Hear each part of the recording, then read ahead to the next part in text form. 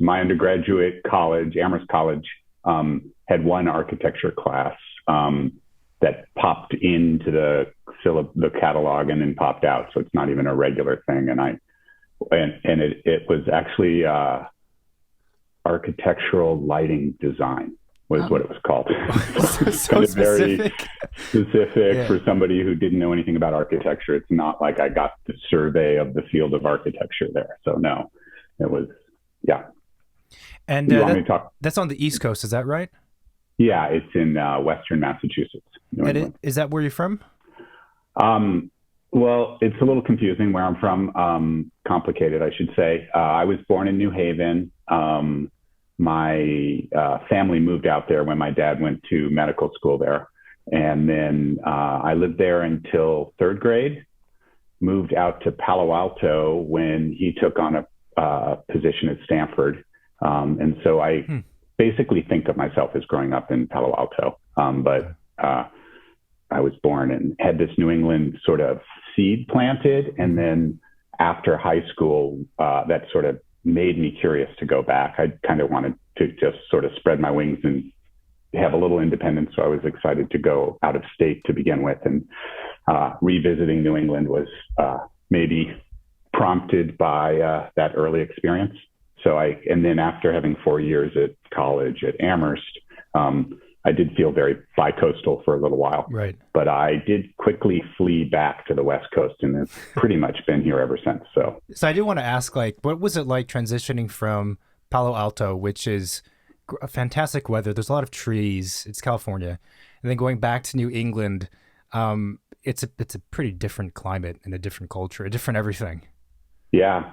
I loved it. I mean, I think something I've learned about myself is I like change. I don't like sitting in the same environment for a long time. And so I felt like getting a big dose of seasons, of winter, of different attitudes, right? People coming from different backgrounds and having different points of view. I think it's very insulated in the Bay Area a little bit. So all of that was wonderful for me. And I also had these childhood memories of, sledding and snowball fights and things like that. I always loved, when I was here, here I'm in San Francisco now, but when I was growing up in Palo Alto, I would go to the mountains a lot, right? I would seek these different environments. And so it was kind of nice that they would come to you in New England rather than me always having to drive a long way to get to some different climate, for instance. Yeah. So it's a luxury. And honestly, I'm very happy to come back now to live in San Francisco where I pick the weather based on how far I want to drive. That's nice for me to turn it on and turn it off at my own cadence. Right. Instead of it being forced on you, I guess. Exactly. But I love the experience. It was different and it shook things up, and that's what I was looking for. I'm wondering, how did you decide to major or study astronomy and English? Those are two pretty different things, and again, also very different from architecture. What was the story there? Yeah. I think the simple answer is I just have always had very disparate interests. I'm just interested in a wide variety of things, and I had also no clue what the future me would want to do. So a liberal arts education seemed obvious to me at the time, and in retrospect seemed like the right thing for me because I just didn't know. And, I came from a background, both my parents got liberal arts educations, and, they always sort of encouraged me to learn how to think and learn how to question and learn how to write and then figure out things in a slow way rather than sort of think I have the answers while my frontal cortex was still developing. So specifically astronomy, I had this slightly embarrassing to admit childhood dream of being an astronaut. And I just loved reading about the astronauts and thinking about the stars and galaxies and things like that. And I love math and science, particularly physics. So at Amherst, I didn't go there thinking I was going to be an astronomy major, but I was taking math and physics and very different other things, right? Philosophy and history and English. but I loved, I took an intro to astronomy class and I loved it. And it tapped into the physics and the math that I was doing, but in a much more interesting way for me. And specifically of what I loved about astronomy was these really big questions about where do we come from? What's the origin of the universe? What even is a universe? Are there more than one universe? It's like these kind of blow your mind questions, big picture visualization exercises.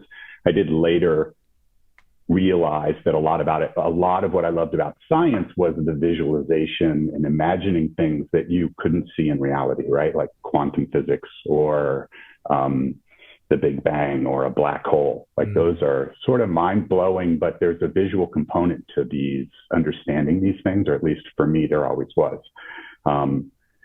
So that brought me into astronomy. The English was that I was not all in on astronomy by any means, and I was pretty sure I would never be an astronomer. And I shed the idea of being an astronaut really quickly because I started taking private pilot lessons on my path to like, do I want to be an astronaut? And I was probably 17 or 16 at the time. And I realized, I mean, I knew that I had an acute sense of motion sickness, and it took me being in an airplane doing steep bank turns to realize that maybe would preclude me from ever being a happy astronaut. So, landing the ground and feeling queasy for 3 days, I realized, all right, this is probably not a perfect match for my innate abilities or challenges.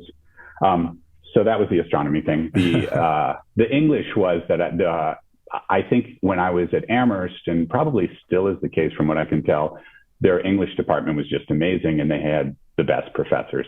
And so I just always wanted to just take the most interesting classes. And for me, it didn't matter what subject it was in. So I would take the, history of literature or Shakespeare or modern poetry or whatever it was. And I just loved those classes. But I also got very interested in being a filmmaker, and they had really good film theory classes within the English department. So if you were to actually scrutinize my transcript, my English major has a whole lot of kind of film studies type of classes, not filmmaking, but film analysis and film theory and just literary theory overlapping with that. Wow. So that's a lot of the English part. That's a lot of different things. That's pretty amazing. Yeah. That's a lot amazing. of different non-architectural things, right? Yeah. That's really cool, though. I mean, it's a question that I kind of think about pretty often because I teach kind of off and on, and then I studied architecture in undergrad, but it was a Bachelor of Architecture at a university, so I had to take a bunch of GEs, and a lot of it is unrelated to architecture, really. So it's English, it's physics, I think I got to get away from chemistry thanks to AP courses, but it's all of that kind of stuff. And as much as at the moment, and a lot of times I would rather have spent time on my studio project, I'm really glad I had all those different courses, even if it was just for one quarter or just a year, because it's just a different, window, different way of thinking that they present. I really treasure those educations. Yeah. And I think back a lot on just what it's like for me to be an architect today. And also, the people who I work with on my team and collaborate with. And I really am thankful for that exposure to sort of the broad way of thinking about things, of asking questions, and of really learning how to communicate. Like Amherst really focused on writing skills. And, I think, from what I can tell from my experience in architecture school, that's not the focus, right? It's about design thinking. It's about problem solving. It's about technical skills sometimes, but not about this, learning to question in a real sort of academic way, or learning how to communicate in a real concise way. Yeah, definitely not. That's a big one. Yeah, and I struggle with that. I think it's interesting because I feel like in design school, it it depends on the school, but it provides an education that's much needed for sure for architects, the problem solving aspects and all the things you mentioned. But because we deal with forms and spaces and a lot of things that are really like unquantifiable, it does allow for a kind of looseness in the conversation and a lack of rigor sometimes. Whereas I've always felt when you're writing a paper, it's pretty clear when something's right or wrong or the structure isn't there. There's not a lot of you can't really bullshit is what I'm saying. Sure. No, exactly. And I remember taking a few philosophy classes that were so humbling in that way, where I thought I had such a coherent argument. And, just like one word or one sentence, and it's sort of like you have to be in control of all of that. Otherwise, it all falls apart. You're building a case, and there's a logic that they can hold you accountable to, right? Yeah. And there's a steep learning curve for all of that. And not that I wish I had gotten, in retrospect, farther into philosophy. I didn't, but it was really eye-opening in terms of how there are different levels of analyzing what you have to say and the rigor of it, and whether it in fact is true, right? yeah. The little comment from the professor of "you just contradicted yourself," I think appeared a lot in my comments. and it's like, how did I do that? Okay, I get it. It's a tricky thing for that to translate to architecture, because again, it is. Well, this gets to another topic maybe, but there is a common thought amongst non-architects or clients who think that architecture and design is subjective, and it's more like, oh, I like this, you don't like that, then we can agree to disagree. It's subjective, and that's my opinion, and that's the end of the conversation. And it's I don't know how you feel about it, but for me, it's like one of the most frustrating conversations to have, because I don't know where to start with how to educate someone and say that's not really the case.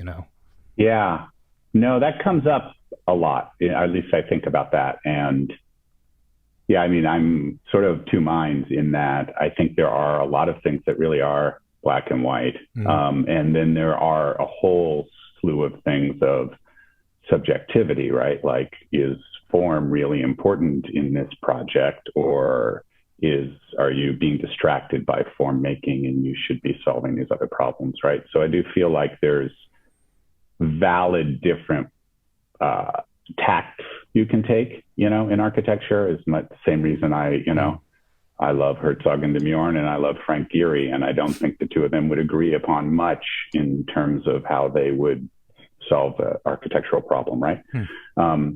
But at the same time, I think once you sort of pick a lane, then there are rules of engagement to be consistent with what you're trying to do, right? And so I love that challenge of just trying to clarify. And I actually look back to sort of a liberal arts education about like, okay, if we agree upon this as being the problem that we are trying to solve and the hierarchy of needs here that we're going to address, then we can evaluate in a more objective way our proposals, our solutions, and then, do the details, support the big ideas and all of that kind of stuff. Is there consistency in what we're trying to do here? So with all of that, then I start to think it becomes way less subjective, right? And that's exciting to have some ground to stand on and some way to evaluate what's working and what's not.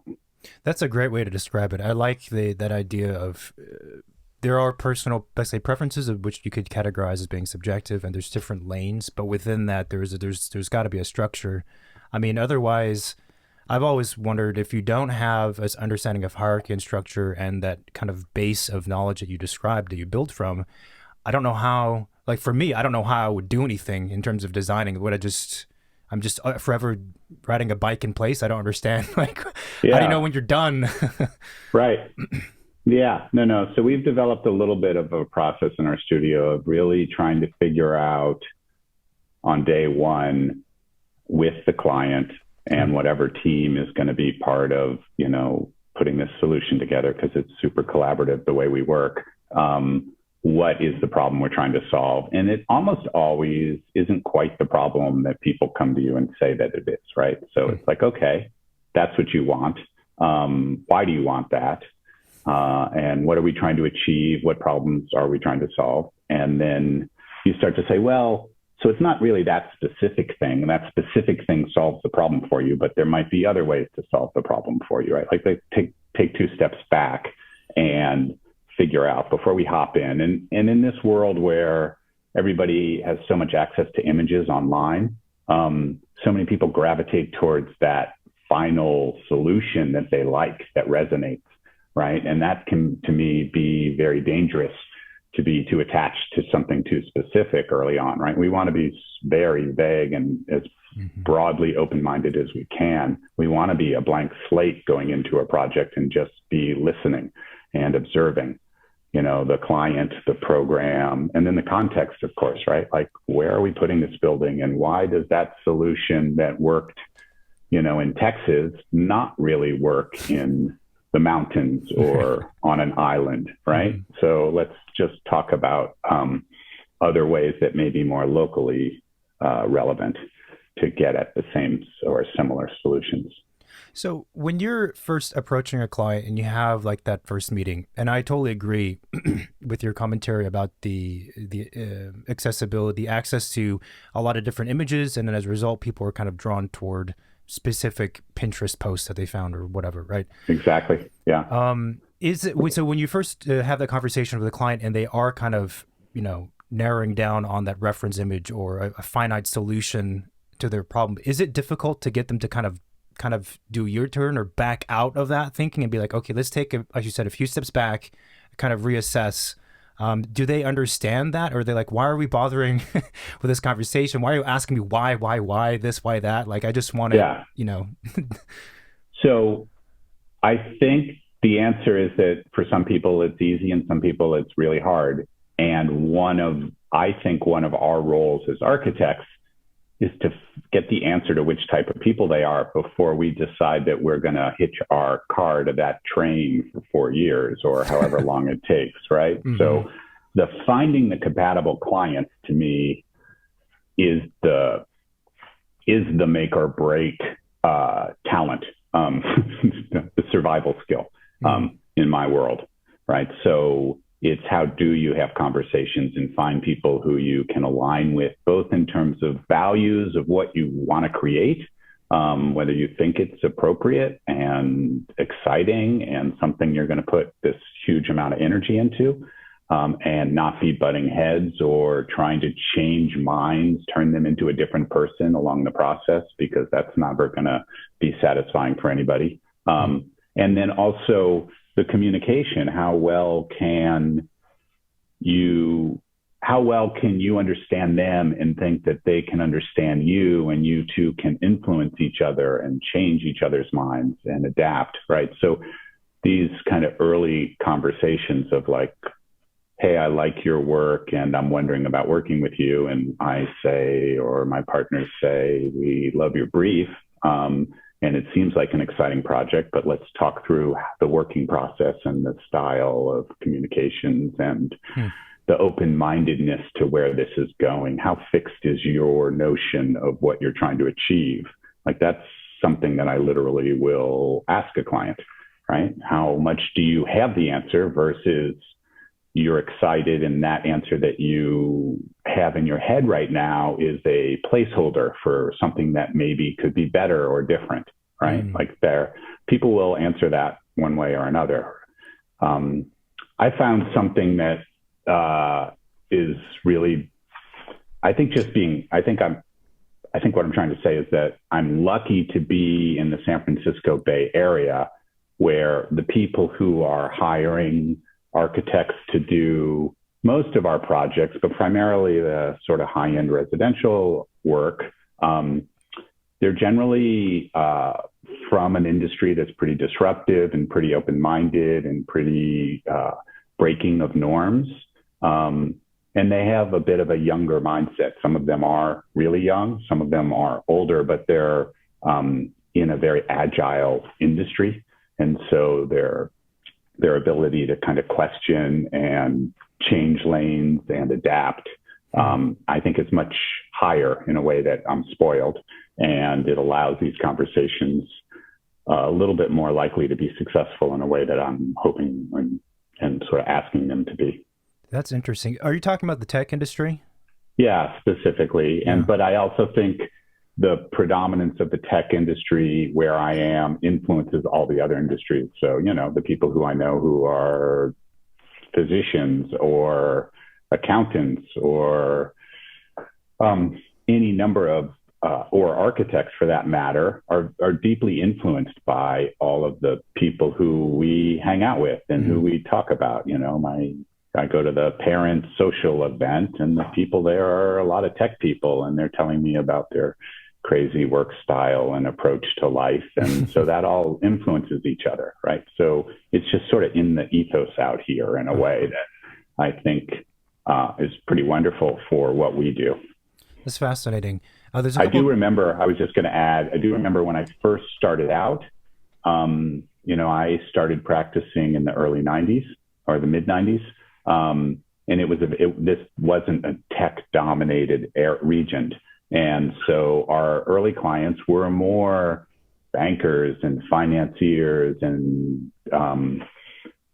just people who were much more rigid about hierarchy, and the smart person directs everybody because they know more than everybody else. And so it was much less of this collaborative, open-minded exploration. But I've really seen a change in kind of in the area, in the region, right, over time, and in our ability to interact with clients. That's really, really interesting, because I have to say that a lot of the dialogue around folks in the tech industry, like to be a little more specific, in the Bay Area as clients, tends to be the opposite of what you said, which is that they're, I mean, obviously everyone's different, but that they tend to be more conservative with the type of architecture they want. Let's say also specifically the style. They want like some kind of classical or traditional style home, and they're much more conservative when it comes to the architecture. You're saying which people, David? Tech people. Yeah. So that's not at all my experience. So and cool. I mean, I think there's this sort of, self-fulfilling prophecy. Like those people probably it could be they're the vast majority of people, but they're not calling Feldman architecture because they see what we produce, and that doesn't fit, right? So it's very self-selecting. And you could be right, but there's no shortage of the people who I'm referring to who are not looking for that. I mean, I've had many clients who push me architecturally way beyond my comfort zone. I had a client who super young when they approached me, I mean, for wanting to take on this sort of large residential project. And they said, look, I don't want children in normal bedrooms and divide up a house in a normal kind of way. I want you to give us these sort of almost like Japanese sleeping lockers, where our kids will go into a tiny space, close the door, and sleep with their eyes closed because they don't need to sleep with a lot of space. And then they open it up and they interact with their siblings in a sort of common collective, like he was engineering the way his kids who hadn't even been born, like this isn't even a parent who knows about children, right? This is just an idea about risky, how I'm going to engineer my life. And I remember really wrestling, like, am I going to mess up those kids by creating, I wasn't really worried, but it was challenging, right? To even just think like, is this a good idea? And we ended up kind of reinventing what a house would be on certain fundamental levels. And that was really exciting. Now, that's not a typical client, but there are different versions of whether it's about how the spaces are organized or about the technology of the house. I have multiple clients who come with some crazy engineering fabrication system that I know nothing about and is not standard in my industry, and they want to build their house out of it, right?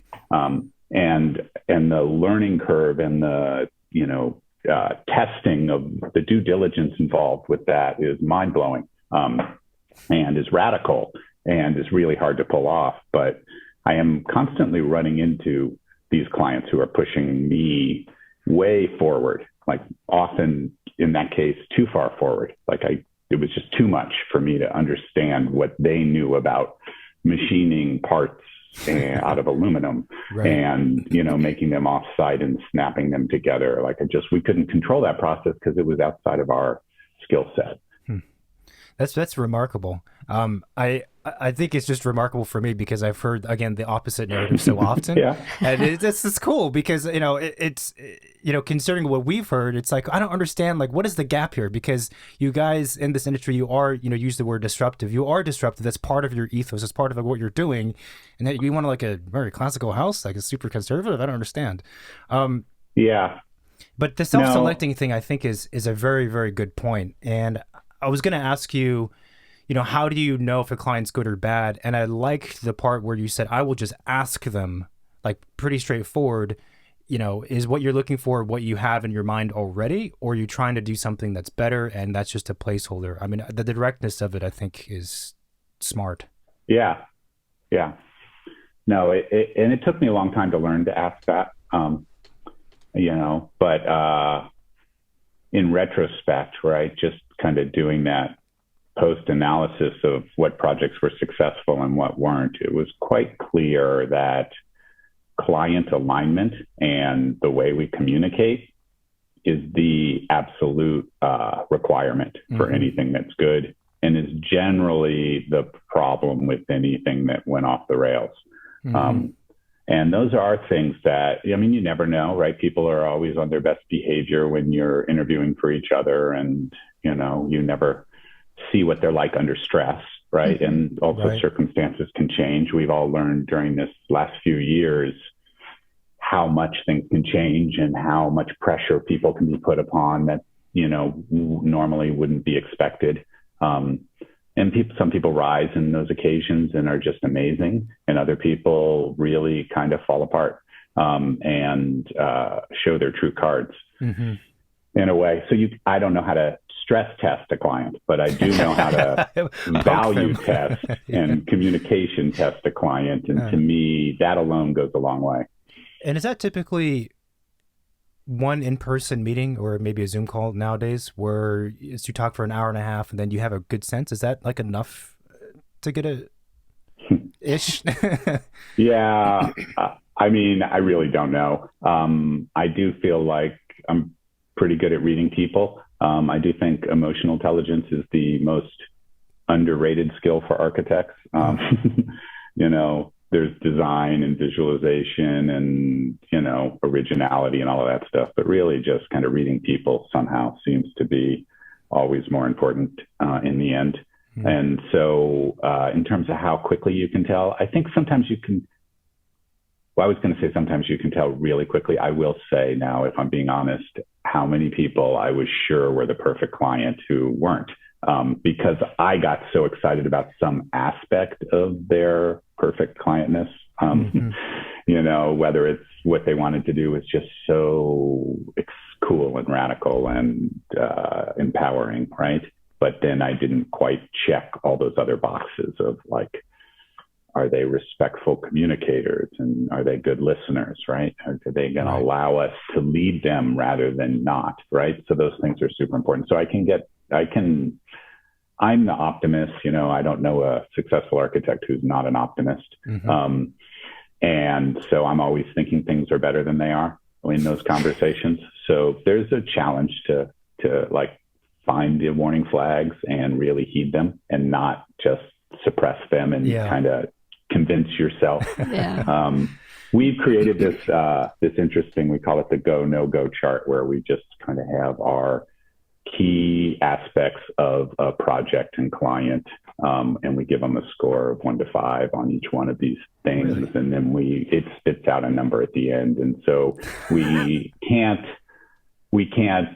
gloss over the fact that, like, okay, what they're asking to do, we actually don't have much experience or competence in. Like, that's challenging, right? And we want some projects like that, but if the other things aren't in line, then we don't want this project, right? Like, if they're not going to be supportive or in love with, our experience in other ways, or, give us the ability to work through some, challenging iterations, then that's going to be a problem. So our little go, no go chart is the ultimate, like, we're not just plug in the number and spit out the result, but it doesn't lie too much. We're always changing the recipe, and right, and who knows what the real questions and weighting are, but it allows us to just ask ourselves the hard questions. And we talk about it among, I have 3 partners, and we'll talk about it among ourselves. So, like, I think this is good, but should I be worried about that one thing that I'm worried about? Is that enough to say we're going to pass on this project? And often because we are self-aware of that, it forces us just to have that second conversation with the client. Back to your question of how long does it take? Like with some people, I do think with one conversation, you have a good idea. And with some people, they're kind of on the borderline. It's like, let's talk a few times, right? Let's get through a few deeper layers to the onion and see what's under there. When you work with couples, do you want to meet and talk to each of them? Because I feel like sometimes, some issues along the way comes from the fact that there is miscommunication within their own relationship, and that kind of like transcribe into our process, right? Yeah, it's a great question. And honestly, we don't always meet with both of the couples, and that is often a problem. I mean, often a wonderful person who communicates well and talks about their partner, you can kind of, how involved will they be? And, one of them describes the other. You can get a fair amount of information. Yeah. But a number of times we've gotten into trouble where that other person who we never got to screen and meet starts to get really involved in a way that is challenging. Yeah. So I think it's a mistake not to meet the couples. Yeah. However, you don't always do that. And, we're a service industry as much as I'm talking about how much I screen my clients. It's sort of, they're interviewing multiple architects and we're trying to get the job. So we have some ability to do that. And when we have a lot of work, we can be really good at that. But, sometimes you just need a commission to keep your staff working, right? Yeah. Yeah. And so some of this is a luxury kind of nice to have. Yeah, for sure.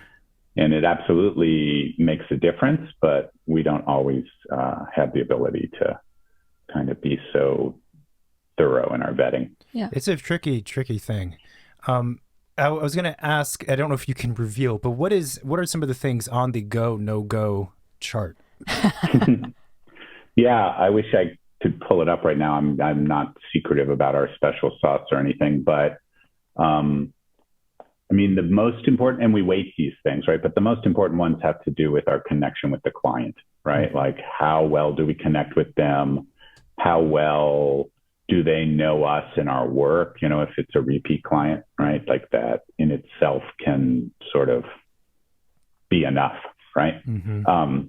And so it's about a value alignment of, are they trying to do something that we think is a good thing to do, right? Are you going to clear cut the forest and, create, something that we're not value aligned with, that will run for the hills, right? Mm-hmm. So it's sort of, do we like the program? Do we think it's good stewardship of the property that they are, it's the highest and best use of, according to our rating system. So there are those things.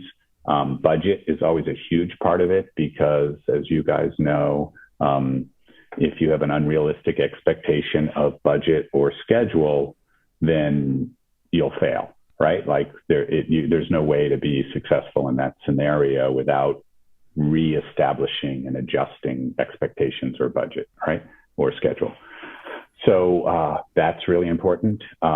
We do a fair amount of establishing what our long-term goals are as a studio, like what types of projects, what types of locations, what do we want to get involved with? And is this aspirational? Does this open up, strategic areas for us?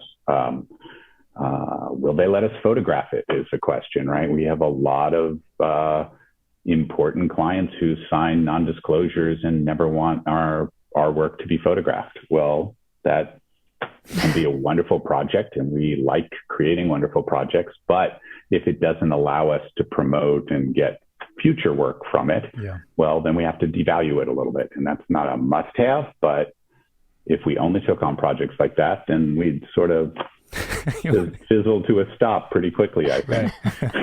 Make a film that no one sees. Come on. Exactly.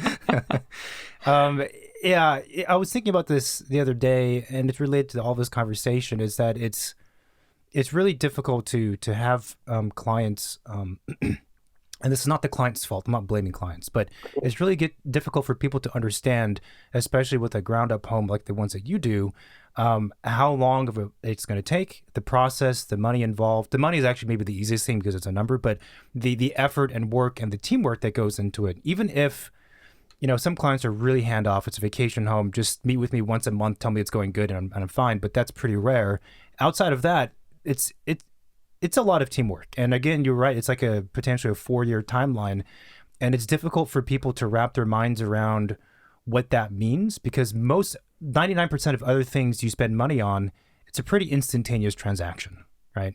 You pick the color car you want and with whatever engine, and then you're good to go. But do like a house for somebody or a building for someone, man, I was trying to think of another product in quotes where the process is like that, it's very unique. Yeah, no, it is. I do think it's easy to outline that, right, in the initial conversation, right? Let's talk through timing. Let's talk through, because I think there are also different levels of how involved a client will be. Mm-hmm. Some can be super hands-on. Some can be too hands-on. We do have some sort of tech engineering clients, and it's sort of amazing how into the details they want to go. And often before we're ready to go there, right? Like our process has to kind of start with the big, fuzzy, vague thing and slowly focus it down to the precise details. But if you're a mechanical or an electrical engineer, you probably often, and I'm oversimplifying, right? Because there are certain visionaries in every field. But you might be very detail oriented, and you might want to say, well, quit talking about the party diagram. Let's show me, how the lighting system's going to work, or, let's start with the things that I know about and care about, which usually are on the detail side. Right. This is circling kind of way back to the story of your life. When you were talking about astronomy and films, I couldn't help but think about the movie Interstellar. And have you seen that movie? Actually, I have to say no. My daughter was just watching it. I love science fiction, largely because I wanted to be an astronaut, and I've always just read science fiction on the side. But my daughter was just telling me how amazing it was, so she said she was going to watch it again with me. So. It is. My wife does not like science fiction, so in a pandemic, I kind of watching a lot more docudramas than maybe, the science fiction world.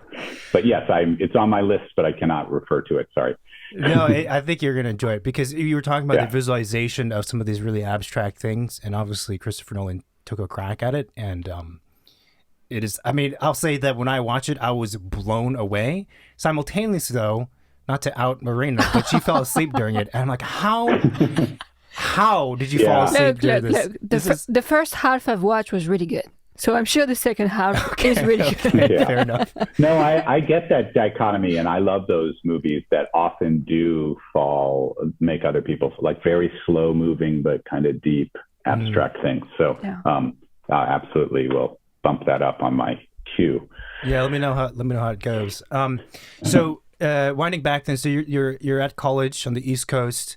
How did you end up becoming interested in architecture and then going to U of O, which is actually a very, very good school? How did that transition happen? Yeah, so it's kind of a funny story. I'm trying to remember the details. So after my freshman year of college, I think at that time, I didn't know I wanted to be an astronomy major. I was undeclared. I was I had an astronomy class, so there was a spark there, but there was no commitment. I think I didn't know what I wanted to do. I have an older brother who's 2 years older, and he was a junior. He was just finishing up his junior year, going into a senior year of college. And I think my parents, who are always, I come from this sort of Jewish professional, what are you going to do when you grow up? Conversations all the time at home. And his answer to those questions were, I'm either going to be, now that I know I can't be an NBA player as a career, like that got ruled out for him, as it does for most people. He was either going to be a basketball coach or an actor. And so my parents were a little worried about his plan, right? Because none of us knew, including Dave, my brother, how that could happen. He had no thespian background, right? So he just liked being in front of people. And in retrospect, he would have been an amazing actor. So I don't want to be disparaging about him, but so my parents were trying to shepherd him, not be too controlling and be a little bit hands off. But they found this, I guess it's called, aptitude career focused testing center that was sort of cutting edge in San Francisco. And so that summer, which was after my freshman year and after his junior year, he was going to go take this test and I was going to hop along just so 2 years later I wasn't in the same predicament, and why not just figure out my thing too.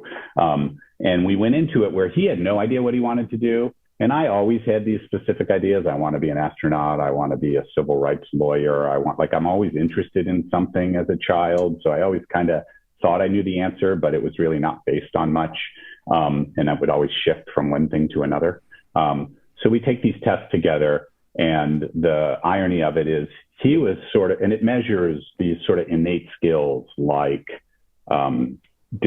your ability to manipulate numbers and your ability to visualize, which was helpful for me.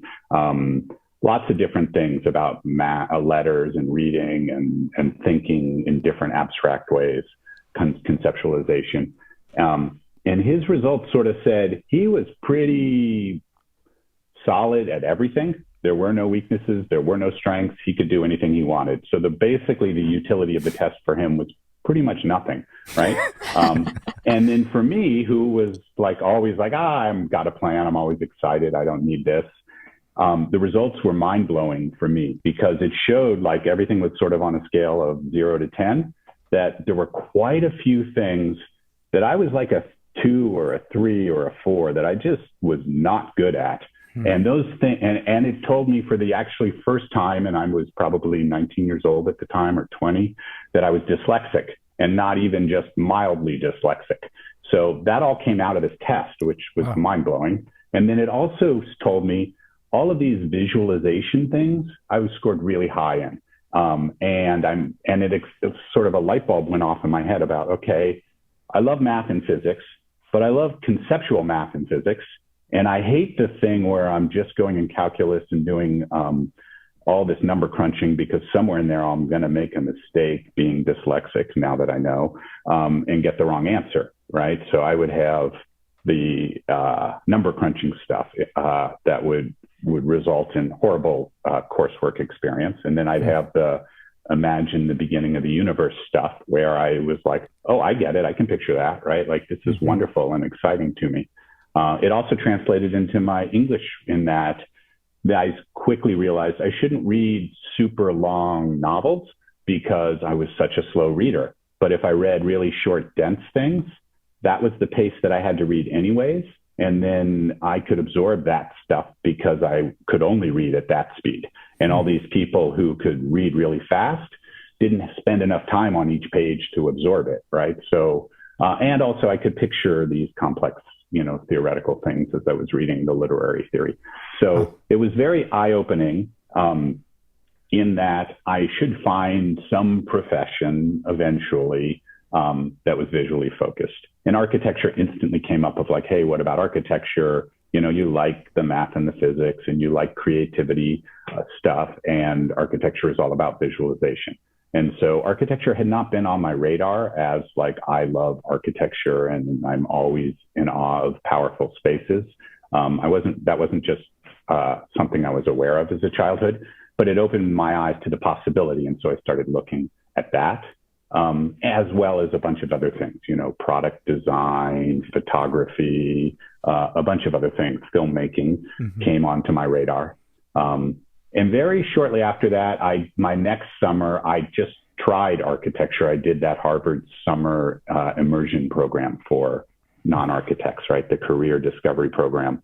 And I think it was a little bit random, lucky that I ended up doing that. And I absolutely loved it. It blew me away, but I walked away from that thinking, I love this studio process. I love making models and drawing and collaborating with my peers. But I don't know that I love architecture and I want a whole career. Like architecture is it demands commitment. And I don't know that I'm down for the cause of architecture at that point. And so I left that thinking maybe filmmaking will be the thing, because I can tell any story I want. I can follow my interests. I can have a visual medium. I can learn a craft of making these things. And so that's sort of what I focused on for the next 4 years. Oh, that makes sense. But in the back of my mind was this studio experience in architecture. And that slowly started to grow into something. And ever since that point, while I was pursuing my filmmaking, I was so much more aware of architecture and so much more starting to let it into my life and think about its possibilities. So there was sort of a disillusionment moment in filmmaking where I just really didn't like the industry, at least the corner of it that I was exposed to, and sort of the way the process was working. And I also didn't want to live in LA my whole life. I wanted to live in the mountains. I wanted to live in nature. And I thought, maybe architecture is the best thing for me holistically. So on kind of a little bit of a whim, I wasn't convinced that that was the right answer. But in 1990, really hard to get a job anywhere. There was a bit of a recession here. And I thought, why don't I just go to graduate school and take some architecture classes and see if it sticks? That was, my parents always thought, if you're not sure, go study something, right? And and if I wanted to do something in design and creative, which I was pretty sure some version of that I wanted, architecture was one of the more rigorous educations you could get, right? It was more rigorous than film school at the time. It's got this long tradition of how to train architects, right? And so how do you learn about proportion and scale and process and communication and all of those kinds of things? And so I thought, I'll just hole up and learn those skills, and maybe it'll be architecture, but maybe I'll be like Fritz Lang or Hitchcock and be a filmmaker who had an architecture background and just learned some rigor and through that. So I wasn't at all convinced, but from day one of graduate school at the University of Oregon, I was in heaven. I was like, this is my subject. These are my people. And then everything about architecture just resonated at that point in my life. I was at a different point than when I first was exposed to it. And I just loved it. So that's a fantastic story, and it all makes like perfect sense in my mind. I like and it's something that you could never plan, right? Like it's just like, if that was my plan as a 15 or 18-year-old, like that would have been a messed up plan.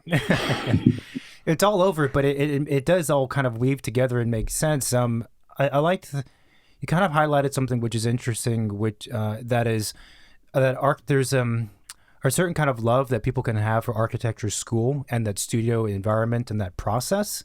But as you kind of alluded to, that's not necessarily the same thing as like the reality of creating architecture. Sophisticated architecture takes a long time, has a lot of economic pressures on it, sustainable pressure, a lot of things. It's very serious. And that seriousness doesn't exist in school. And I like how you described it, that, you fell in love with the, let's say, the academic kind of area first, and slowly, that other stuff became more, I guess, palatable or of interest to you maybe as you got older. I think that's interesting, because I do feel like if you approach the average 17-year-old or 18-year-old and told them all the stuff about the reality of producing architecture, they'd be like, no, I don't want to do that.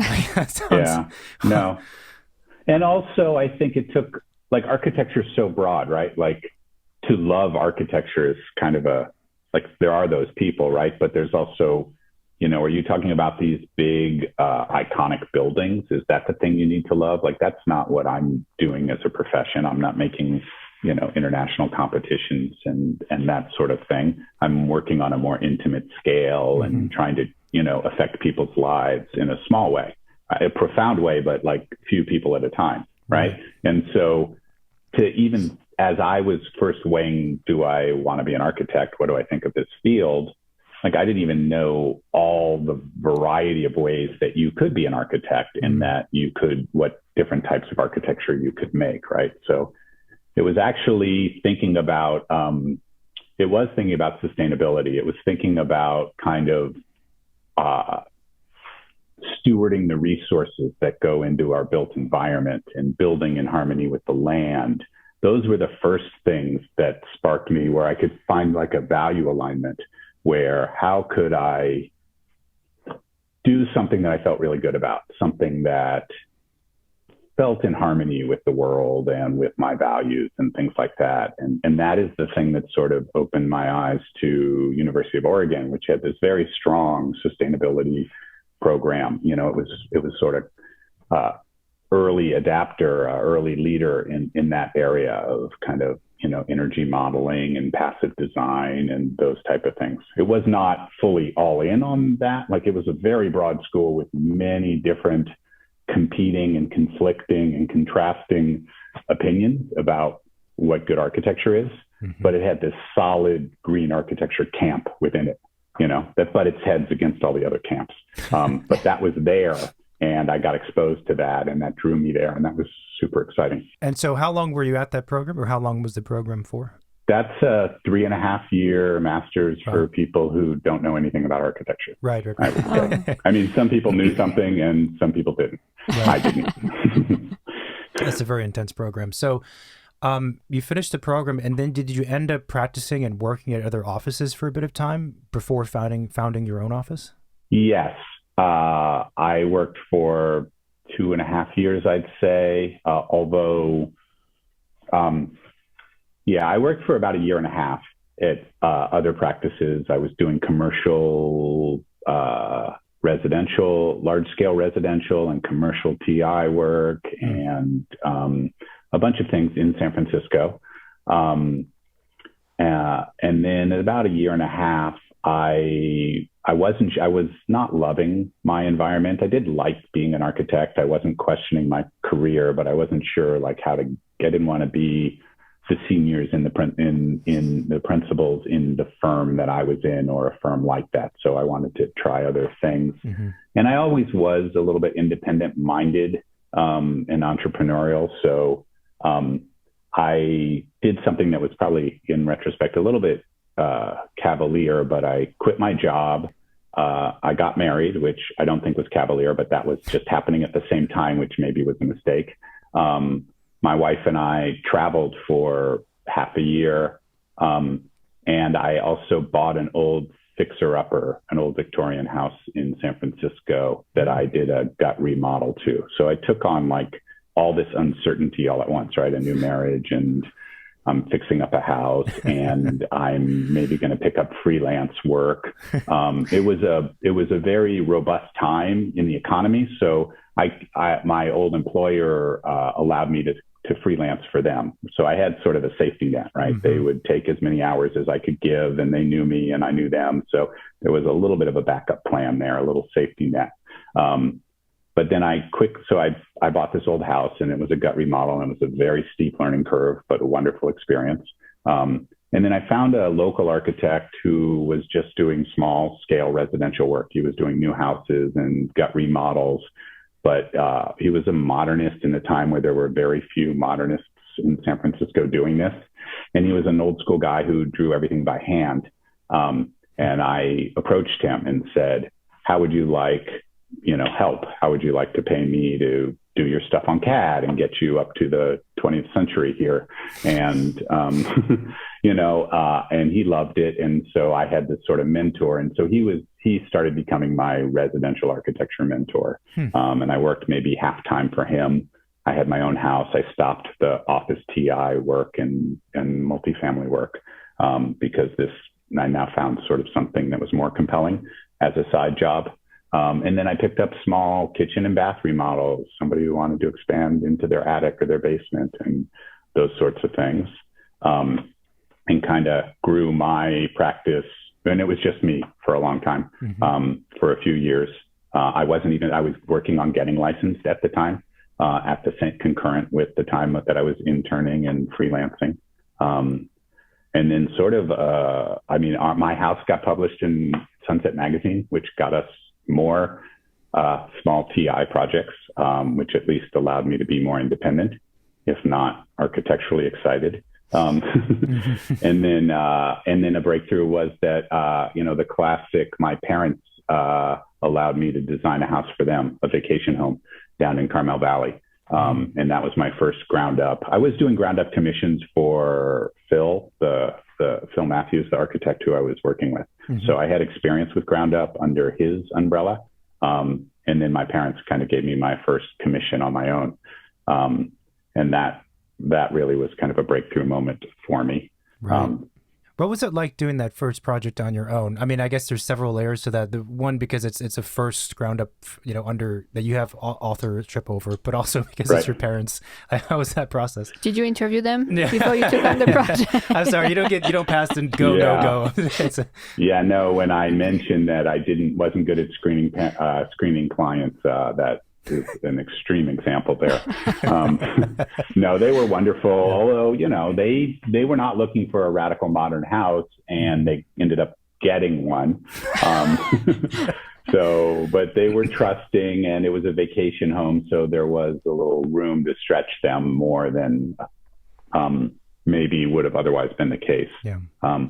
But what was it like? It was wonderful. I did have this other architect who I could just tap every time I got stuck, and he was always giving me critiques on the side.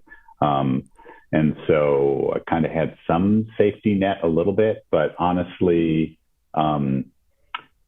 it was a really challenging project. Like, it's a project that if somebody came with me today, I'd say that's a very difficult site, and what you're trying to do is got a high degree of difficulty. So I didn't know any of that as I was doing it, right? I just didn't know.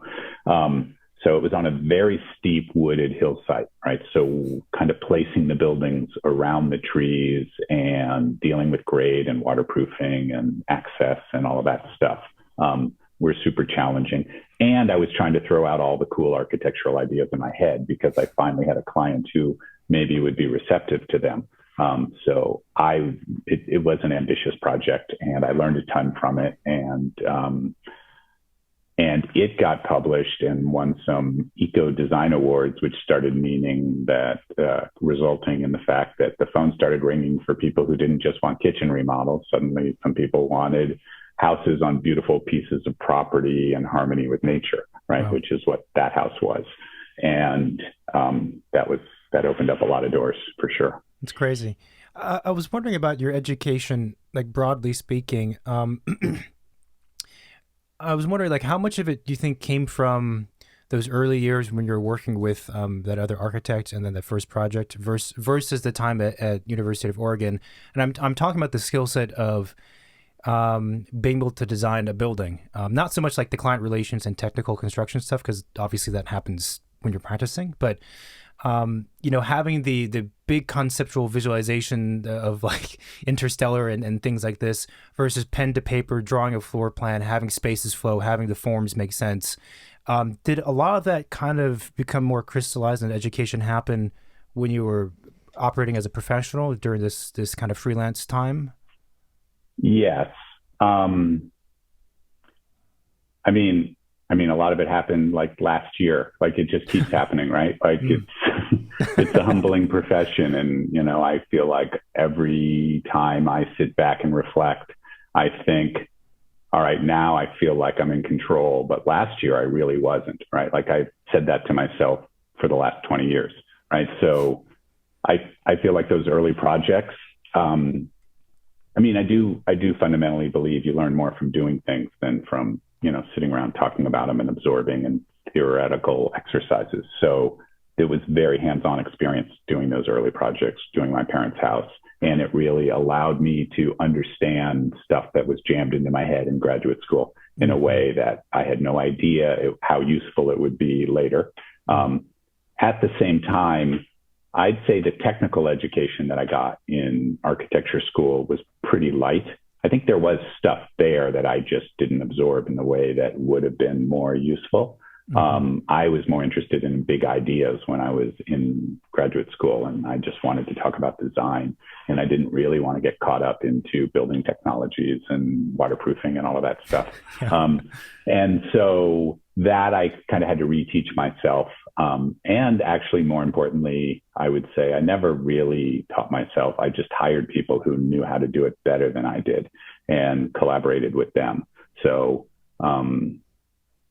yeah, I mean, it's a complex answer in that, pieces came from everywhere, right? There was not any place that I feel is the source of knowledge that served me well. I feel like the learning how to talk to people and ask questions and be humble from undergraduate school, and just the rigor of design and working through honing in on parties and hierarchy of needs and clarity of visual communication that I got from graduate school was super powerful.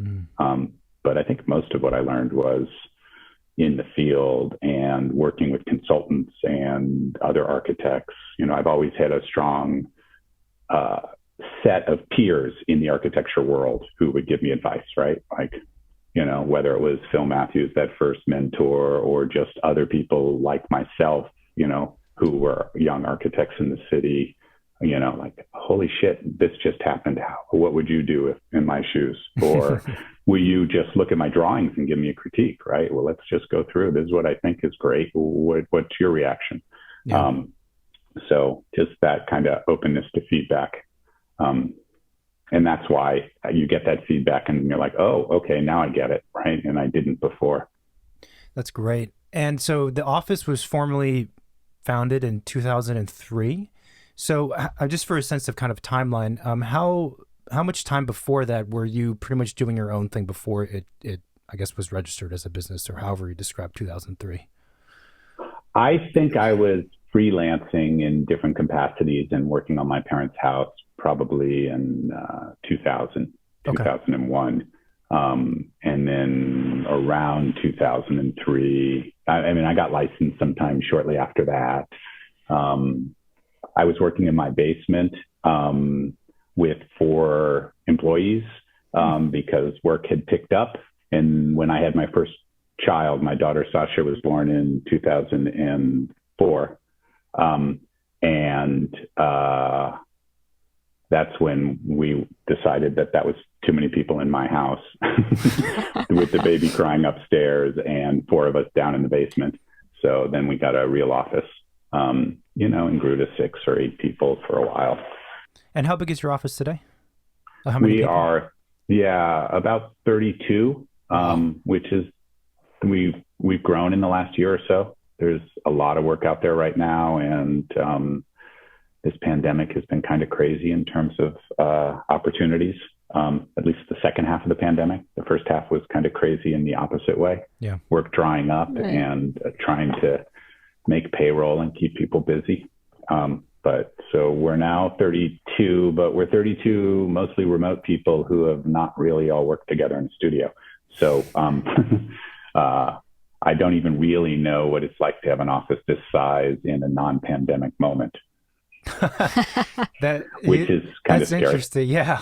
I guess that might apply to a lot of offices, but it never really occurred to me that that's true. I guess the pandemic has created not a new norm, but you wouldn't know what it is without the pandemic. No, we've hired people who I mostly know virtually, right? Yeah. And who we'll work with every day. And then when we do something in person, it's like, oh my God, you're much taller than I thought you were. I know. It's just everything is just so weird about that. Yeah. You're much funnier than I thought you were, or whatever. Yeah, that's true. The tall thing for me, especially. Everyone's taller, I don't get it. So you had mentioned something kind of interesting, and it kind of gets to the larger topic of how your office has evolved and grown, and what it's like to go from 0 to 4 to then 32. You talked about that. You would basically hire or collaborate with people who have knowledge that you don't have. And I think that's an interesting perspective to have on working with people, but we can say even specifically, hiring folks and having an office of a certain size. So what has it been like, going from your own practice with yourself to where you are today? It's just a journey.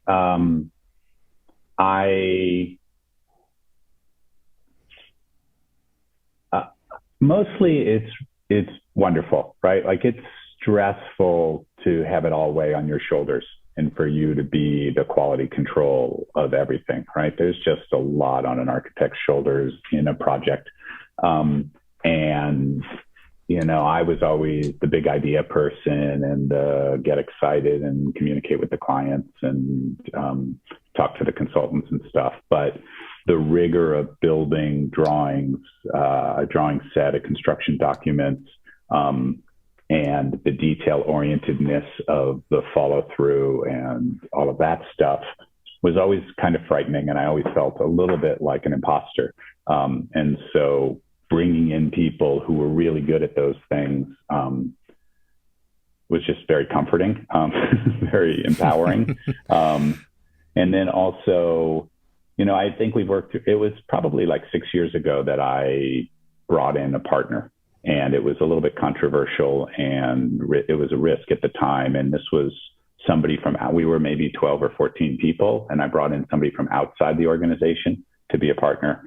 And this was somebody who had 20, 25 years of running a studio experience on a partner level.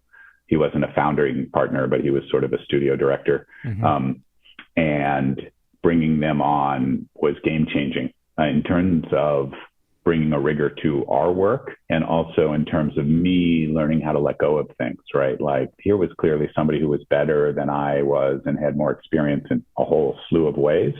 And so having somebody with that much confidence, it's very hard for any, I think, sole practitioner to learn to let go of anything, right? And so it was easy to learn to let go when somebody could do the thing that I didn't think I was that capable of better than I was, better than I could. And so that was the sort of training process. And it took a few years. And frankly, like every year we get a little better at it. So we're never done. But then it also allowed us, I had a couple sort of senior practitioners in our office who were project managers who never got involved with running the business, but they certainly could run their jobs.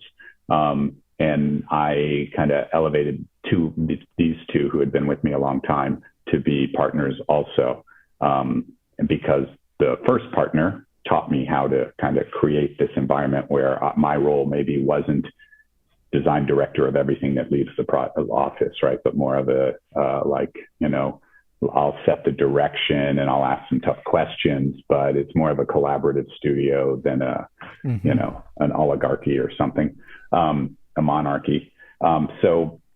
So that was wonderful. And it's been this slow learning and sometimes painful thing about, what to hold on to, what to let go, what your partner's expectations are.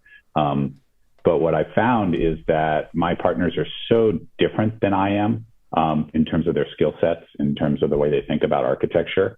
But we're very similar in terms of our humility and our open-mindedness and our ability to challenge each other with thick skins and not take it personally. So we just keep pushing each other. And it's sometimes uncomfortable in terms of, the hard conversations and the accountability that we hold each other to. But at the same time, it means that when we leave that room where we're beating each other up, we're all better for it. And we're all less in our bubbles, right? We're more anchored in reality and understand the multiple positions or the other side of what we think we know and stuff like that. So it's one of the most satisfying things. I always kind of wanted a partner. I always felt like, I'm a collaborative person. I don't want to do this thing. I'm not a sole artist who wants to sit on a mountaintop and come up with big ideas. I want to be out there, brushing up against people and bouncing ideas off of people and mining them for inspiration. And so that's what it feels like we have right now. And that feels really good. The growth of smaller size offices is something that's always on my mind for a variety of reasons. And it's a very temperamental, especially if you're dealing with like 12 to 25 people. And right. I was wondering, is this specific, but like when you brought on that partner 6 years ago, how big was your office then? I think it was like 12 or 14 people. Oh, wow. Okay. Maybe 16. We were in that range early on. Early on in his time with us. Was it, and I know you kind of touched on this already, but like, was it difficult, or can you expand on what it was like to transition, and maybe it wasn't this black and white, but transition from the operations being, you being design director and everything, to it you being a little more hands off, and then letting the people, the majority of the staff, be the ones who make a lot of the design decisions, and you're kind of setting the guidelines, because they're not oppositional, but they're kind of different ways. They're different ways of doing things. Yeah. Are you asking how did that happen? Or Well, how did it happen? What was it like? Because it's I guess another way to look at the question is like, how do you transfer your own specific design expertise and your knowledge and your way of doing things to someone else? Is that something you try and do to impart that wisdom or knowledge? Yeah. Or is it more about just, shepherding the right people to work with each other in a certain way? I think those are two, in my mind, very kind of different conversations, but where one is how do you let go and figure out what your role is, and the other one is once you've let go, how do you still promote a continuity of office, right, of culture, of design philosophies, of things like that. And that's something that I'm working on right now, and it's really interesting. But the first part of letting go, there were sort of two thoughts that really helped focus me on this. One was just the fact that, when we were 16 people and I was trying to do everything, I was working 80 hours a week, and I was running ragged, and I had little kids at home, and my wife was working. And so there's just a lot going on. And so everything that I did was sort of like with a third of my brain because of how overbooked I was. And so I had this idea that I still resonates of like, if that person, even if I think I'm better than that person at any given task, which often isn't the case, but even if it were in an extreme, if that person gave it their full attention and I give it a third of my attention, like, which is the better route, right? So it was pretty easy to realize that delegating was in everybody's best interest about as many things as possible at that point, because I needed to get down to kind of what the right capacity for work that I had, which I was greatly exceeding at the time. So that, and then the other thing that I was thinking about was just that, in terms of letting go, that I had some advice. I'm in this group of CEOs of different companies in different industries, and we all kind of give each other advice about, how to run a business, right, and what's working. And I learn a lot from them. It's sort of like my MBA light class that I get. And when I was working through some of these issues about learning to let go with my group, I remember one person was saying like, no, you're like, the captain of the ship isn't the person who needs to have their hands on the steering wheel, right? Like you need to give the steering wheel to somebody else. And if you see an iceberg there and your captain isn't changing and your steerer is not changing course to hit the iceberg, then every once in a while you may have to hop in there and grab the wheel to avert the iceberg and the sinking of the ship. But, you're going to demoralize the person on the steering wheel every time you push them out of the side and grab the wheel. So it better be really important when you do. So there's this sort of philosophy of like, really figure out what's most important and weigh in on those things, but give enough space for other people to have their control, their say, their autonomy, and build their confidence in their capacity.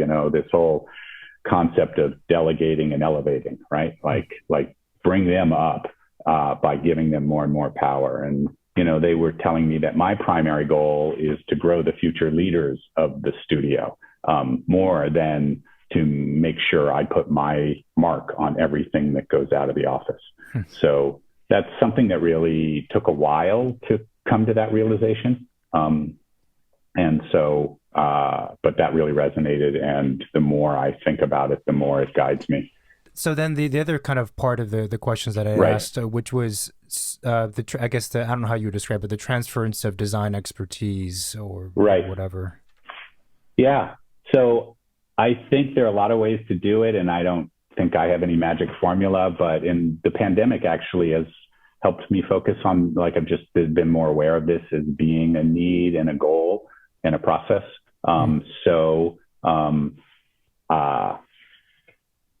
Some of it is really taking the point of our Monday meeting. We have a lot of kind of get-togethers online because we're so not in person right now together. So we've kind of created and instilled these Monday, go through all the projects, and then we do these design shares of what people are working on. And then we do these third Thursday design talks where we bring people in and we talk about high level kind of design things.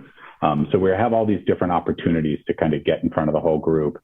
And I've made it a point that I kind of want to overshare in a way, or consistently share different aspects of stuff that I do intuitively or think about in terms of design process, or, you know, how we take on clients, or how we think about architecture in general. So there's just kind of this little sharing with the office. And then there's this other little side project that a group in the office is working on that I'm heavily involved with.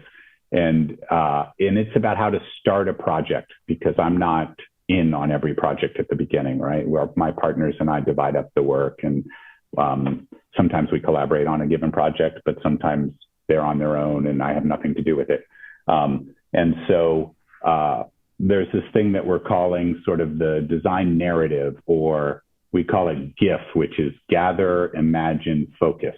And it's basically, we're trying to create a little worksheet process that is something that I've developed over time, but we're broadening it with other people's perspectives on what they think is relevant. So it's not just me jamming my process down their throats, but it's building on my belief that design starts from listening to the client and listening to the site, and how you go about listening to key things. And so we have this worksheet where we gather, which is, you know, go through the programming information and identify a few key things, go through the site and think about, you know, what are the opportunities and the obstacles and the key features of a site, whether it's a big piece of land or urban infill. What is the context that is most relevant here? Then we do these imagine exercises, which are these sort of childlike, and we're just playing around with a bunch of different versions of it now, where you basically get that child brain and you start letting go of restrictions, and you allow yourself to dream a little bit and get a little bit loose about what's possible. And then the last is the focus, right? The gather, imagine, and focus. And the focus is you start drawing those diagrams or sketches that pull together what you've learned from the gather and what you've imagined or discovered in the imagine. And the goal is to end up with a partie diagram for the project. And so you're doing that in the conceptual design, and that partie may change many times, but it gets you focused early, right? And it gets you on the same page with your teammates, and it makes sure that you have considered these site things. What are the sustainability goals? What are the environmental aspects of the site? What's the climate doing? What are the program goals and about space relationships or other things? And so we've been developing this as a process and as a worksheet. And right now we've been experimenting with office ride charrettes where everybody does it, or where certain projects, our little subcommittee will go and meet with them and guide them through how to use this. So the goal is to try to bring some more unity to an office where it used to be a lot of people did it a lot of different ways. Mm-hmm. And, you know, when I was on most of the projects, then mostly we did it this way. But then we've been losing that continuity as we've grown. And this is a way to try to bring a little bit of that. You know, and people may opt not to do it. It's not an absolute requirement. It's more just like, here is a tool. We think of this as like creating a toolbox and mm-hmm. teaching people how to use the tools, and then empowering them to pick whatever tools out of the toolbox they want and can find. Because I do feel like a lot of people in our office were craving some structure or some hand-holding in a way of like, you know, I could do anything. And I'm often, they would design and then I'd kind of critique it. And I'd be like, well, why didn't you think about this? And why are you considering that? Right. And it seemed obvious to me. And then I have to teach them all one at a time. So this is, you know, about like, you know, just some of my basic ways of approaching these things. And this is a way to develop a common language where we all can refer to it. So we do something now where on Mondays, we go through every project that we're working and just do a status update. And we show some images of where the drawings are, where the site photos are, if it's under construction. But now we're requiring that everybody have their little partee diagram up there from this process, and we shame the people. And only half of them have them at this point, right? So it's not like we're all the way there. But there's a lot of fun in being like, oh, so you still don't have a partee, or you still couldn't be bothered to put it on this piece of paper and share it with us, and that kind of thing. So there's a little bit of like hold each other accountable going on. That's remarkable. I'm really enjoying this conversation. I think it's, well, one, I think I like that it's called GIF. I think it's hilarious. I think it's great. And the process makes sense. So is it like a written document that lives on like the server and people have access to, basically? Yes. And in fact, we always make every project that's at a certain level of conceptual design will present to the office. Like, okay, you're at this point, just share where you are with the office so people have visibility. And so you get feedback. They'll share the project, and then we'll have breakout rooms. And they might say, hey, I'm struggling with roof forms or with materiality or how I deal with this zoning aspect or whatever. And then we'll have breakout rooms in the Zoom meeting, and then we'll come back and report back what we discussed and get a review of it. So there is this fun interaction and awareness of what's going on, but we're now requiring everybody who presents to the office at conceptual design level that they have filled out this form. And that's sort of the way they tell the background, like, here's the key elements of the program, here are the key elements of the site, here's what we're focusing on, here's what we think we're doing. And so that is the background. And so that's a way that we're sort of systematizing it and just getting people to learn that language. Yeah.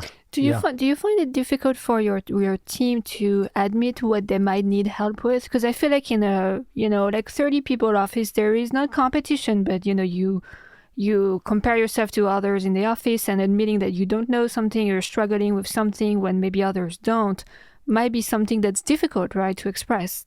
How do you guys manage or encourage that to make sure it happens?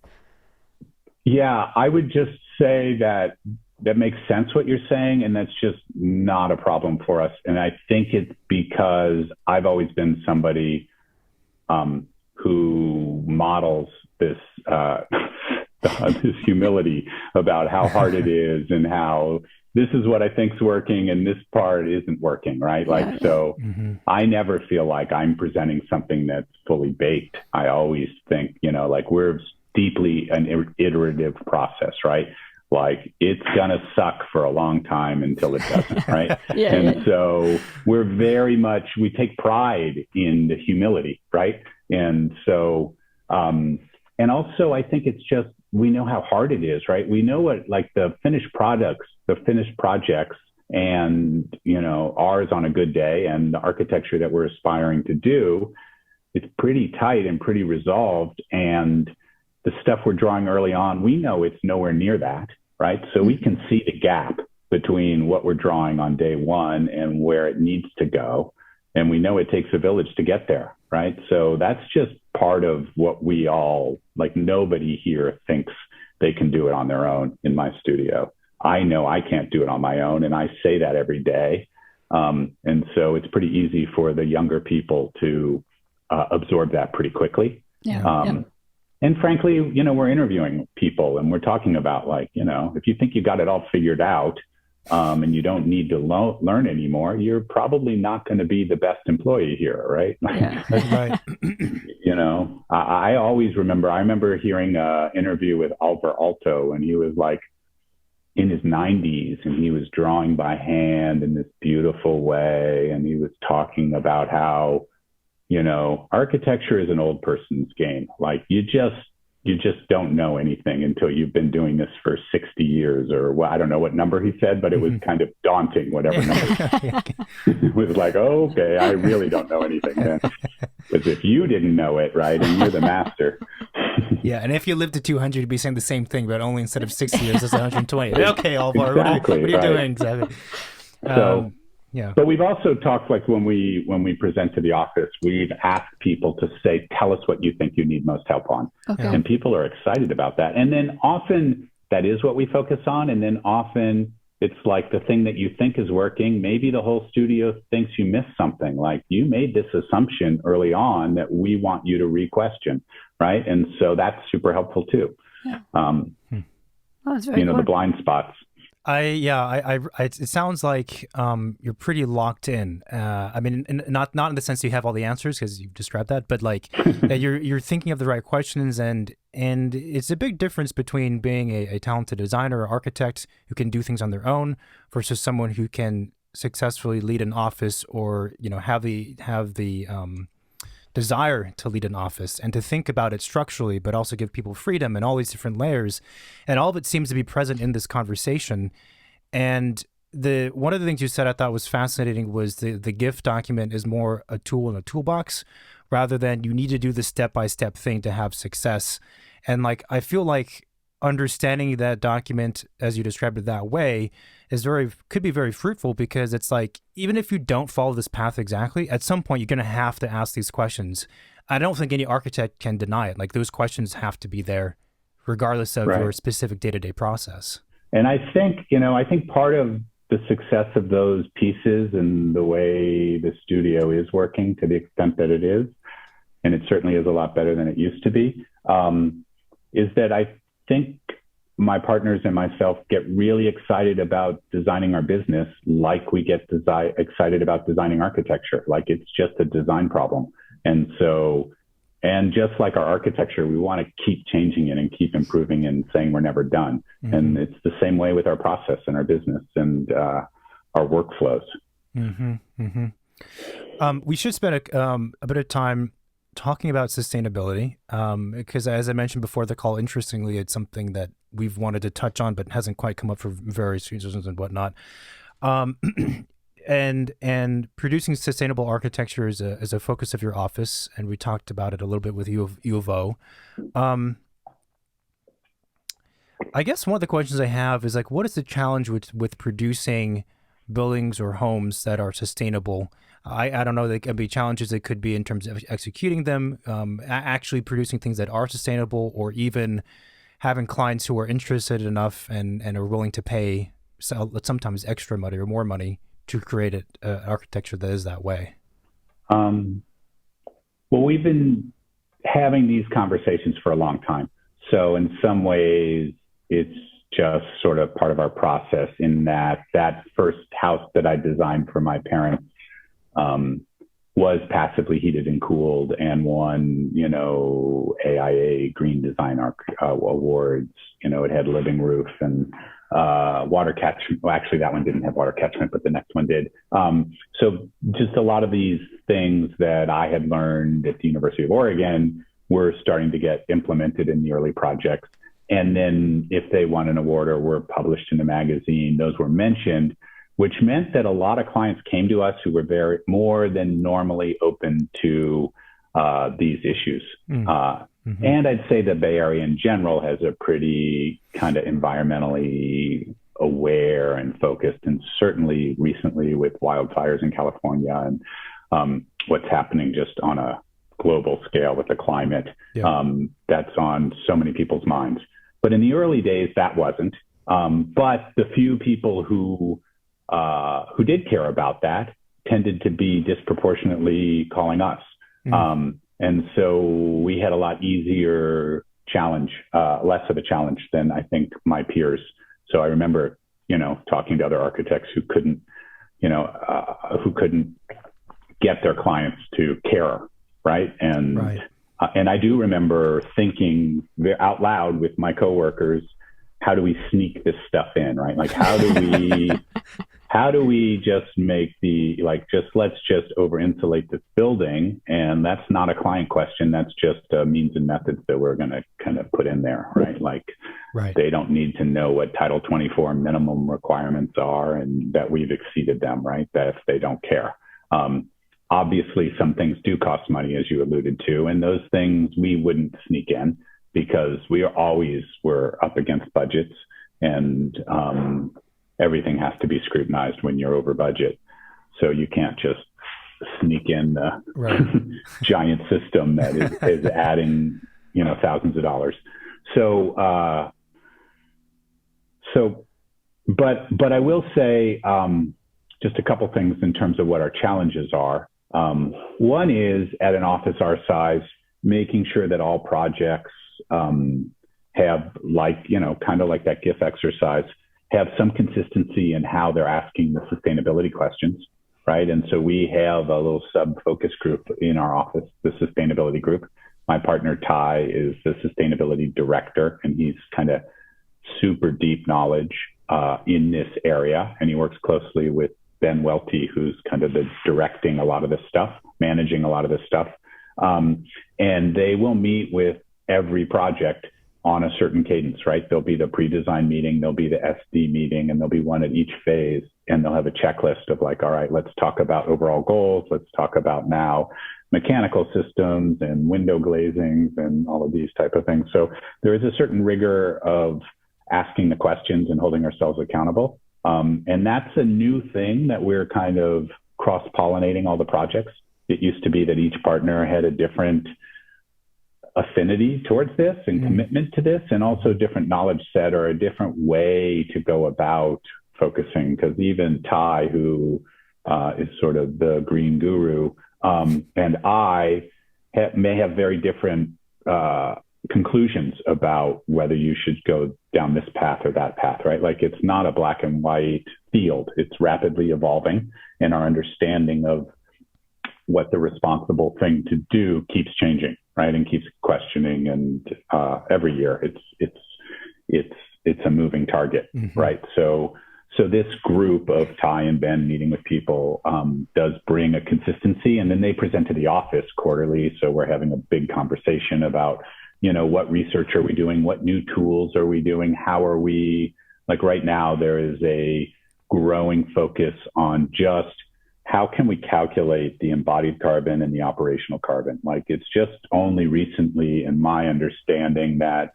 carbon as the focus has come into play. And that's in some ways really simplifying and empowering us to have powerful conversations. And that's not the only conversation, but that covers so much. And there are real tools around those that allow us to measure and talk, and that can inform our designs. And so that's really exciting to me. Real quick yeah, on that, please. you were saying that the carbon, I guess, count, I don't know how you describe it, Sure. is simplifying but also empowering. Is that because it's it's giving a quantifiable understanding to a complex issue, and then you can backtrack and see what is leading to that number? Is that what it is? Yes. Yeah. I'd say so. And also, there always were so many competing things to care about in the sustainability conversation, right? And if you say, this is maybe the most important thing, and it's quantitative, suddenly, well, then that's a conversation you can have that's a shorter conversation than like, let's get philosophical for 5 days about what we think about subsidized water prices in California and, the return on investment of saving water and things like that. But just if we care about climate change and we care about our carbon footprint, then we measure it and we react and try to reduce it. Like, that's something most of our clients will agree to, and, to different degrees, right? Like that's the most important thing for some clients, or that's a nice to have thing as long as we're on budget and I still get X amount of square footage in my house, right? Like, there's some hypocritical kinds of conversations happening, no doubt, in high-end residential homes that are claiming to be, ecological, right? Especially if it's not even their first home, right? Like, should somebody have 6 homes? Like, that's not an easy thing to go to bed and sleep at night if you're trying to end global warming, right?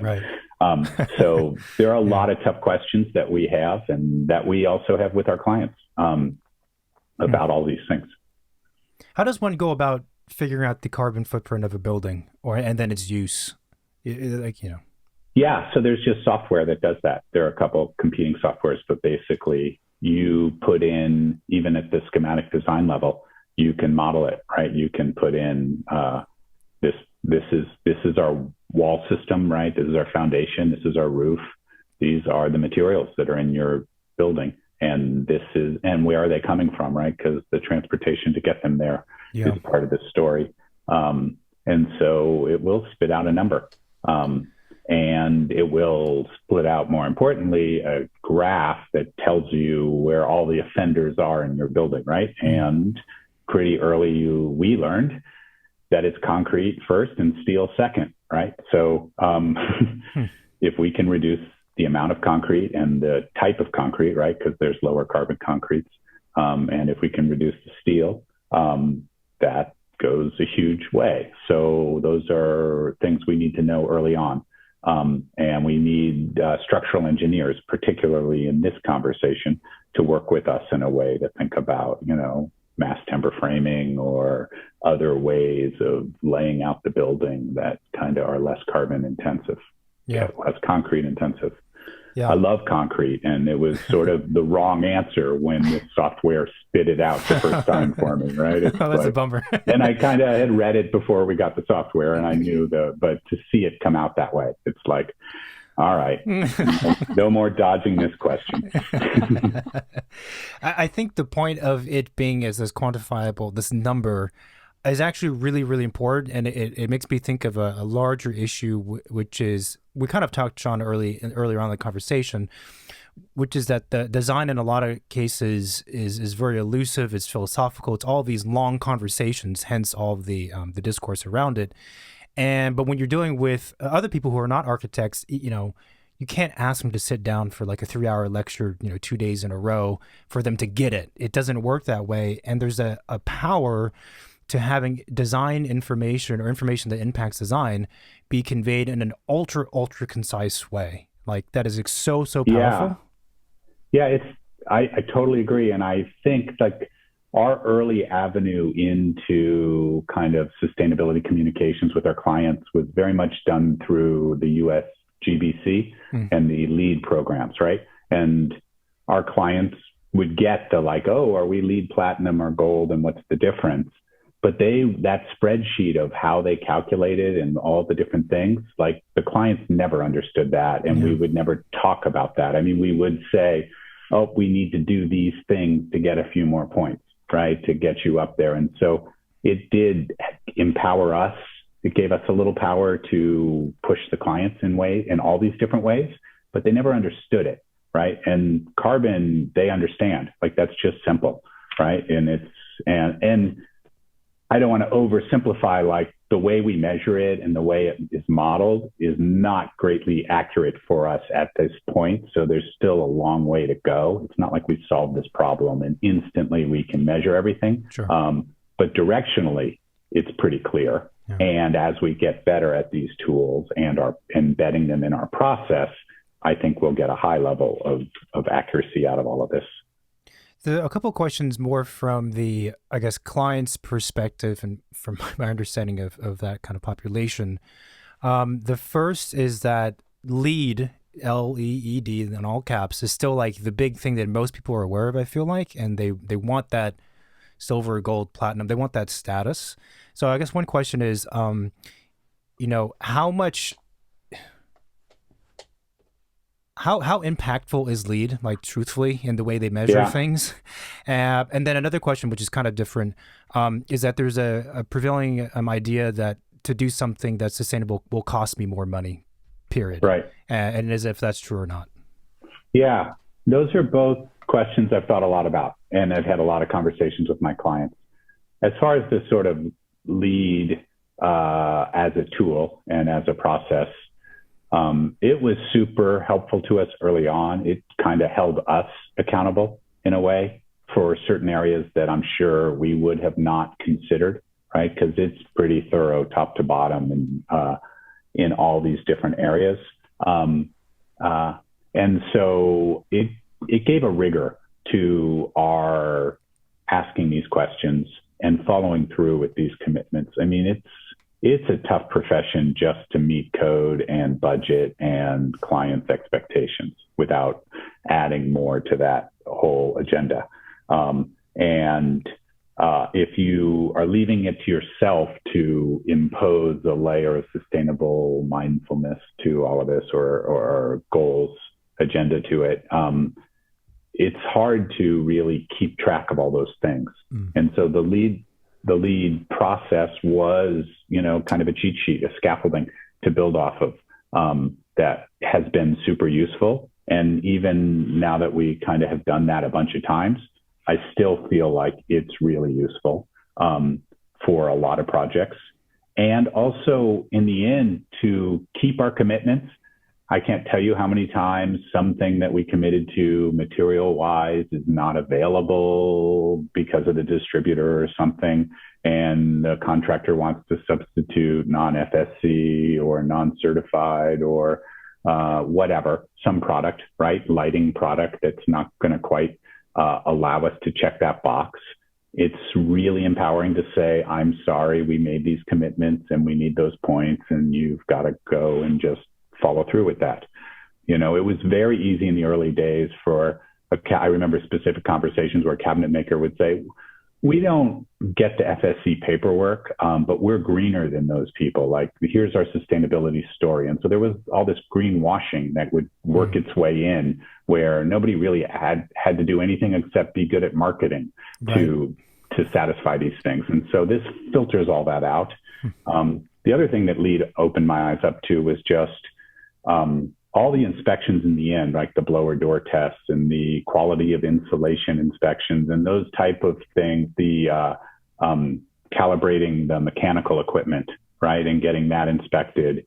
I can't tell you how many times I worked with really good builders who built at a really high quality who would consistently fail those things. And if it wasn't for LEED asking us to get that test done, we wouldn't have had that level of quality control. Now you can impose those yourself, right? Like we learned from that and we can ask for those without LEED, but it was LEED that just handed us a playbook to do all those things and ended up that ultimately what we were doing was at a higher level. So we still like doing that. I think there are plenty of other, like there's the Living Building Challenge and there's, all sorts of different ways. There's the Passive House standards. But any of those things will add a rigor and an accountability that we find very valuable. And it helps us advocate with the clients. It helps us be honest with ourselves. So I am a fan of just whatever commitment you can get the client to make, that's a good thing. Don't judge it. Just take it because it's an ad. It's a better version of the process if we're all just committing to that, because those things fall by the wayside when things get stressful. And but then in terms of the cost, we definitely have quantified like how much does the LEED process, because what our selling point, our belief is that we want to design this way regardless, right? It's not like, okay, we kind of have a basic model that we're going to give you and then we can upgrade it to sustainable. Like we just want to do this thing. And whether we get the paperwork or not is the question. And whether or not you're aggressive with your green agenda is a question, right? Like, are we bleeding edge? Let's try new things and promote, be a model for other home builders home designers to follow us. Or are we just going to be, let's be responsible about these things and be quiet about it and not get certified. So there are different levels of those conversations.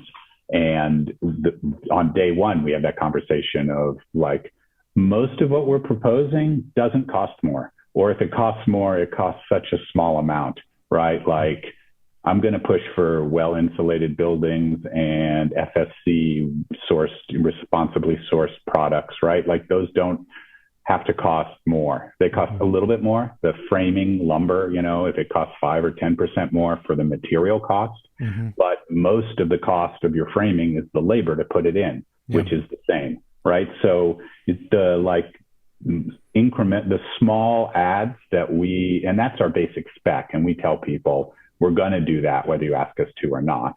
But if you want to be off the grid and if you want to be, have this robust water reuse system, or if,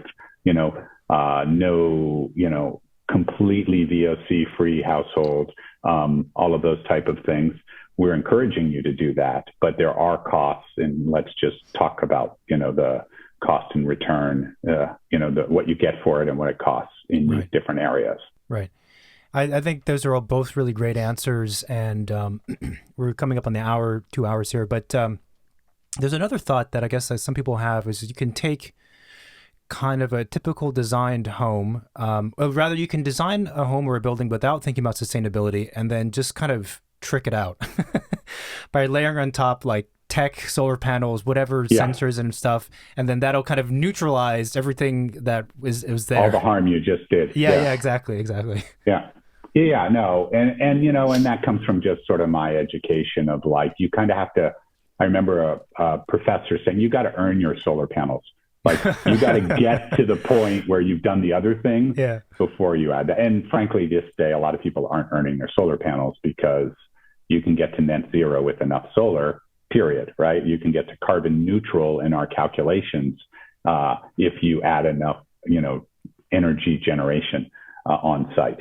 And so it's good to remember those things, but I do remember that phrase, you have to earn your solar panels. And I totally, and that's why I say that most of it doesn't cost more, because most of it is about orienting the building and dealing with the sun, right? Yeah. I actually think I always kind of credit my astronomy background of like always really thinking about the sun angles, right? And the path of the sky and the different seasons, right? And what, a southern orientation can do. And, not every project affords you the ability to have a passive design, right? If you're, we're in California, and if you have a beautiful property that's overlooking the ocean, then you generally have this western exposure where you want all this glass, which is technically the worst way to design a building. Yeah. But you're not going to turn your back to the ocean view if you have that property, right? So how do you deal with that? So yeah, I feel like but how you deal with that is also a question of not cost, right? It's just about design, right? Like you're going to have windows, you're going to have overhangs, you're going to think about those things anyways. I mean, sometimes it costs more in that you want to put extra super insulated windows in a project for certain reasons, and those will cost more. But the top to bottom sustainability solutions or proposals that you make in a project, most of them are pretty cost neutral. Mm-hmm. And so and some of our clients actually are willing to spend a lot more on some of that stuff. So we just kind of need to know what the rules of engagement are. Yeah. And, we're always trying to stretch a little bit. And the biggest challenge, I think, is can we stretch down the size of the house? Can we convince them that maybe smaller bedrooms for sleeping are not a problem or not a lesser thing? It's a better thing because we can have a smaller footprint that fits much more in harmony with the land than a sprawling complex, right? Like you bought that property in some cases because you love the nature around it. So can we not sprawl all over that nature? Can we surgically infuse ourselves in there and, a little bit less living space and a little bit more outdoor garden living? And then, that's not a hard sell for a lot of our clients. Yeah. And of course, our climate helps promote that, right? We live in a good place for indoor, outdoor living. That's incredible. But the final question from me, which we always ask these days, is what is your favorite building? So I know that you always ask that, and I was hoping that you wouldn't ask that because, I love architecture. And I was just thinking just in terms of that, like, I love architectural buildings that kind of elicit an emotional response. That's something that we're always trying to do, like create spaces that move you. And I search back, there are two buildings that were very early on in my exposure to architecture that sort of opened my minds up to how you could get this gut feeling as a response from architecture. And the first, which is a little bit embarrassing to admit, was the Taj Mahal, because stylistically, it's not like my North Star of like what I'm trying to do. But I remember standing in front of the walking in this long procession up to the Taj Mahal and stopping at the place where it says stop here, like photo place, right? And it just like, I had this whole body reaction to the beauty of the composition. And I was like, oh my God, this is like something akin to what I felt in Yosemite, or in the Canyonlands, or on some amazing natural place. And it's all conscious architectural moves that created that. So that was one. And then the other one, which is sort of closer to inspiration, is I had one of my mentors, one of my most influential professors in graduate school, was a disciple of Lou Kahn and worked in his office for many years.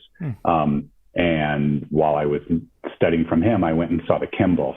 And the Kimball in Fort Worth blew me away in that same way. And it did it with super modern, concrete, simple forms of just standing, like everything about it all the way through, but particularly standing in a gallery with the dome ceiling and the play of light and the way the materials were finished, and the kind of sparseness of it. It had this deep physical kind of soulfulness to it that just blew me away.